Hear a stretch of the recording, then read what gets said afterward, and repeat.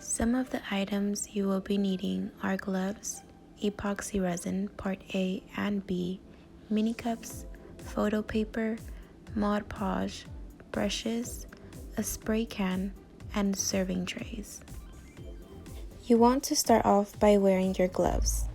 Then we are going to spray paint this silver serving tray the color of your choice. You can find this serving tray at your local Dollar Tree store.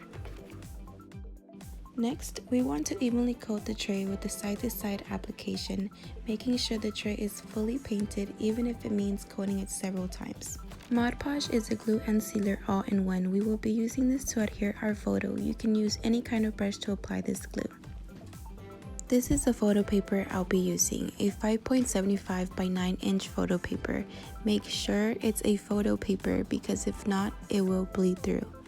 This fits perfectly on the tray as you can tell, although you can also cut out the edges if you'd like. I decided to cut my picture with round edges, so I grabbed my scissors and rounded them up. Now it's time to glue our picture. Grab your brush and apply a thin layer of Mod Podge on the back of your photo paper, making sure everything is fully coated. Place your photo paper slowly onto the tray to assure your placement is precise.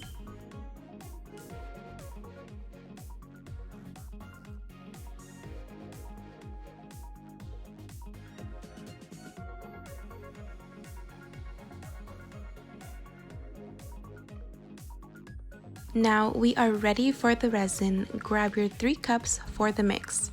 1 cup is for part A, the other cup is for part B, and the last cup is for the mix.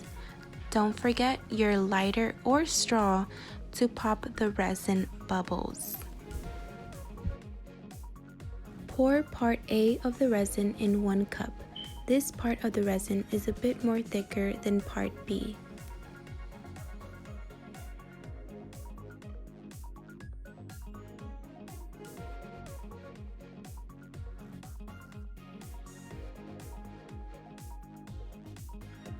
Now pour part B into a different cup. This consistency is way more runny than part A. This is how the bottles look. Assure you measured part A and B transpire equivalent in resin. Following that, go ahead and pour part A and B into a different cup.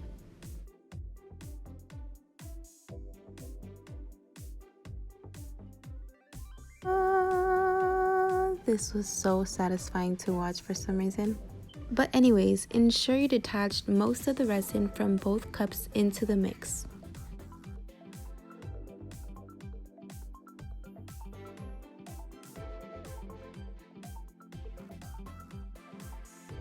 Mix the resin thoroughly for about 2 to 3 minutes. The more you mix, the faster the resin dries. Hey, look at the flick of the wrist. Look at the flick of the wrist. Hey. This is like porn. It's so satisfying to watch.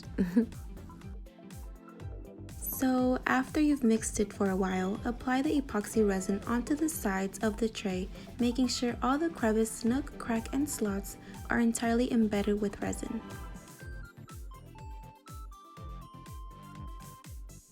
Then spread out the rest of the resin onto the center of the tray.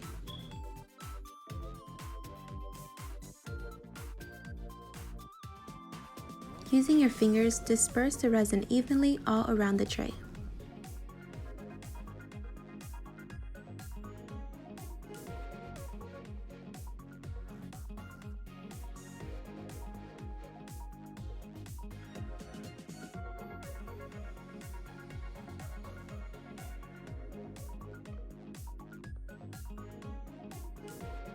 This is where you'll be using a lighter or straw to pop any resin bubbles.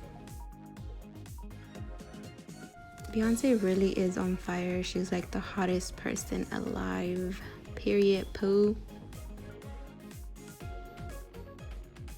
After you've popped all the bubbles, wait 24 hours for the resin to cure. We are back. Oh, what the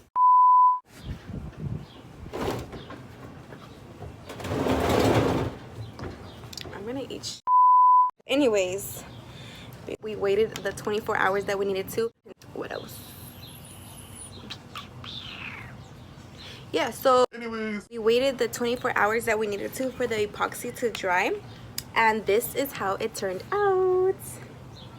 Super cute, and you can tell that it's already dry by running your fingers through it and making sure that your finger is not sticky, so you know that it's fully dry. Super glossy and really cute. So when I had it dried and finished, so freaking good. If you're trying to make rolling trays, make sure you're using photo paper if you don't have the Cricut machine and you just want to add a picture to your rolling tray.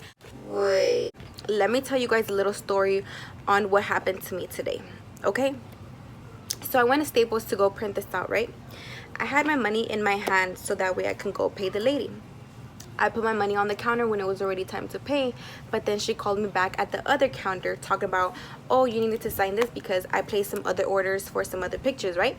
So I was like, okay, like I go back, but then I totally forget that I left my fucking money on the counter. My fault. It's my fault. Okay, then I realized that I don't have my money, and I was like, fuck, I left it in the other counter. So I go back to the other counter, right? Tell me why this gay ass nigga, I don't have nothing against gay guys, like my best friend is gay, so I go back to the other counter, and the guy that's waiting in line, and I'm like, did you just take what was right here in the counter? He's like, no, this is my money, but he gave me attitude. So you know when people give you attitude, that's kind of a sign that maybe like you're guilty, nigga. And I was like, okay, whatever, I'm not even gonna press the issue inside the store. I don't give a fuck. I tell them like, okay, I'm gonna be right back, I'm gonna go get my money in my car. So they're like, okay. And when I'm walking out, I'm just like, it's the principle, dude. You don't steal other people's money, dude. And especially if you get confronted and you know it's not your money and you lie about it, that's a fucking sin, you know? You're a fucking sinner. I was like, okay, no, this nigga's not getting away with it. At least I have to tell him something. I'm not gonna like press the issue to the max, but I'm gonna press the issue. So then I wait for him, and I'm like, you know, I don't give a fuck if you stole. The fact that you stole money and you had to lie about it when you get confronted, but it doesn't sit right with me. You think that I stole? Then I was like, I don't think, I know you stole it, first of all. Second of all, don't call me a motherfucking bitch. Loompa looking ass nigga. He ran away, so I could have beat the nigga's ass, but I wasn't gonna press the issue even more than I already did. So I was like, okay, I'm gonna just leave it there. I'm gonna just let it sit and marinate and let him go home and cry, whatever. I don't give a fuck, period, sis. So that was my story behind Staples visit today, and it was fucking crazy. Moral of the story, karma's a bitch. I really believe in karma. I really do. Thank you guys so much for watching and experimenting with me. Like and subscribe this video if it helped you out doing some quarantine activities while you're bored at the house. Have a great day. Mwah.